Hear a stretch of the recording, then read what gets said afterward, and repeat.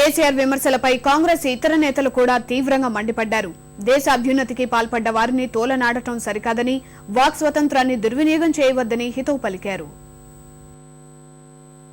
మాజీ ప్రధానులు నెహ్రూ, ఇందిరా సహా సోనియా గాంధీ ప్రస్తుత ప్రధాని మన్మోహన్ సింగ్ ను విమర్శిస్తూ కేసీఆర్ చేసిన వ్యాఖ్యల్ని కాంగ్రెస్ నేతలు తీవ్రంగా ఖండించారు.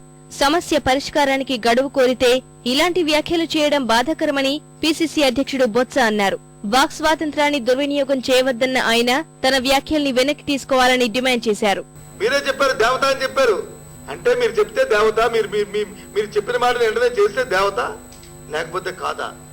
మీ పార్టీ మీ ఇష్టం, ఎవరితో వెళ్తారనేది మీ ఇష్టం, అది మాకు సంబంధం లేని విషయం. ఇది అంశాలను పక్కన పెట్టి వ్యక్తిగత ప్రయోజనాల కోసం, వ్యక్తిగత ఆరాటం కోసం ఈ విధమైన మాటలు మాట్లాడటం అనేది సమంజసం కాదని, దేశ అభ్యున్నతి, బడుగు బలహీన వర్గాల సంక్షేమానికి పాటుపడిన వ్యక్తుల్ని తులనాడడాన్ని కాంగ్రెస్ సీనియర్ నేత ఉండవల్లి ఖండించారు.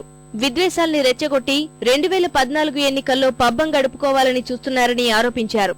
మీరు నిన్న చెప్పిన ప్రతి మాట పచ్చి అబద్ధం. కేవలం ఉద్రిక్తతలు రెచ్చగొట్టేటువంటి ఉద్దేశంతో మాట్లాడారు. 1400 టీఎంసీ దోపిడీ చేస్తున్నామన్నారు. అసలు ఆంధ్రప్రదేశ్ లో తెలంగాణకి, ఆంధ్ర ప్రాంతానికి వచ్చేటువంటి కృష్ణా గోదావరి నదుల మొత్తం వాటర్లో ఎంత వాటర్ కన్జ్యూమ్ చేస్తున్నామో తెలుసా? ఎలకేషన్ ఎంత ఉందో తెలుసా? 1144 టీఎంసీ మనం కన్జ్యూమ్ చేస్తుంటే ఇద్దరం కలిసి 1400 టీఎంసీ దోపిడీ చేస్తే నిన్ను దొంగనమా అంటున్నావు.